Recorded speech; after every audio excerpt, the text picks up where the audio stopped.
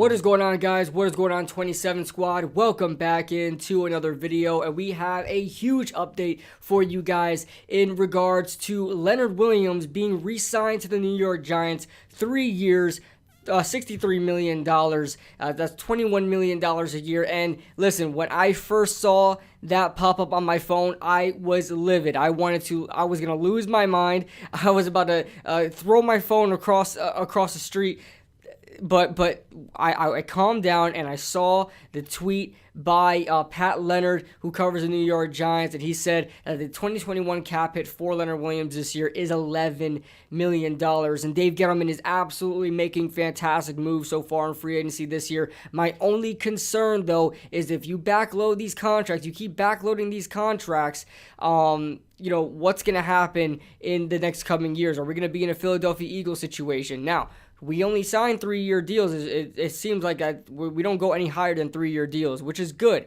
But that's my only concern if I were to play devil's advocate. But a plus move. We get to keep Leonard Williams. I like Leonard Williams. A lot of people think I hate Leonard Williams, but I like Leonard Williams for the right price. Now, next year, we're obviously going to be making up that money to him, and he's going to be making around $21 million. He's going to be making a lot of money. And I hope he's worth that money. But this year, $11 million, I mean, I'm not really upset. I'm not really upset at all. He's going to go out there and ball out. I know he's going to be worth the $11 million. So I'm not mad about that whatsoever. Now we have to find a way to see how we're going to organize that line with Leonard Williams in there and without Dalvin Tomlinson. Let's see if we move Dexter Lawrence to nose tackle and give B.J. Hill a chance at 3-4 defensive end.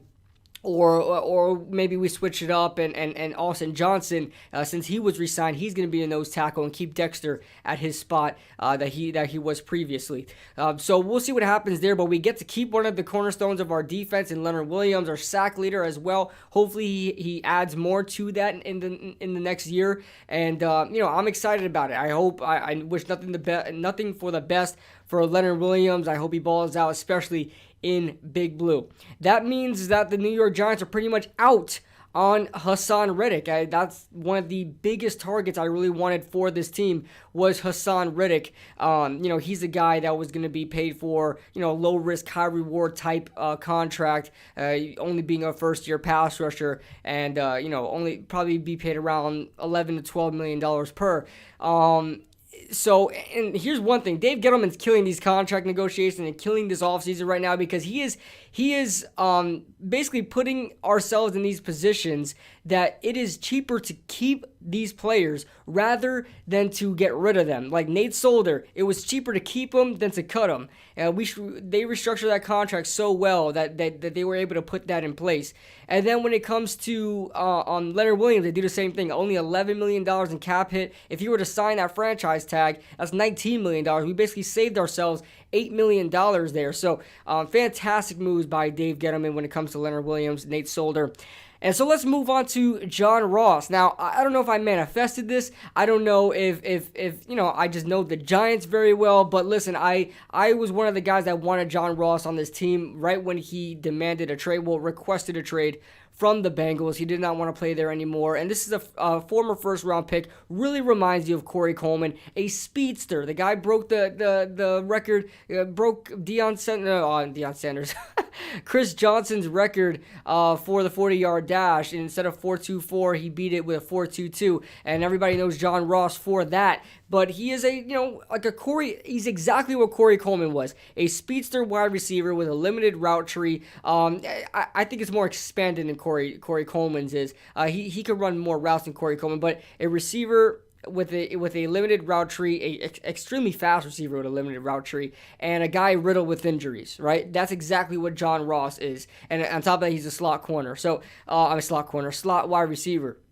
So, it reminds me a lot of Corey Coleman. I hope he's able to stay on the field. But nonetheless, we only signed him to a 1-year deal, $2.5 million, only $1 million in guaranteed money. That's a fantastic deal for me, and I will take that all day. So, it's a prove-it deal. It's exactly what I wanted for, sorry about that, guys. It's exactly what I wanted for John Ross. And, it's exactly what I wanted for the Giants if they were to get John Ross. So I'm extremely excited about it. And, you know, the wide receiving core looks pretty good right now with Sterling Shepard there, Darius Slayton, John Ross, Dante Pettis. You know, that's kind of how I see it going into the draft. So I don't really see us winning that Kenny Golladay sweepstakes, especially after signing Leonard Williams and bringing in John Ross in here. I don't know if we're going to have a lot of money for Kenny Golladay. You know, we're keeping Leonard Williams. So, you know, everybody wanted to rescind the franchise tag, including me, to make room for Leonard Williams. But they got that in place. I think we're out on Kenny Golladay, and I only envisioned us getting one wide receiver in free agency anyway, whether that be a gap player, a filling gap player, which John Ross clearly is, or a top receiver in Kenny Golladay. That's not going to happen. I really see the Giants getting a receiver in the first round of this draft, and maybe even double dipping at wide receiver in this draft, or even getting a tight end as well. Who knows? But Dave Gettleman said he was going to get weapons for Daniel Jones. He has not done that yet, you know, because John Ross just doesn't stay on the field. So, you know, we'll be waiting. We'll be waiting and watching to see what Dave Gettleman does in the next coming days. But so far, extremely good offseason for Dave Gettleman and the New York Giants. So let me know your thoughts in the comment section below. Leave you guys your thoughts in the comment section below. Leave a like if you guys enjoyed. I am tripping all over my words, and subscribe if you guys are new. And I'll see you guys in the next video.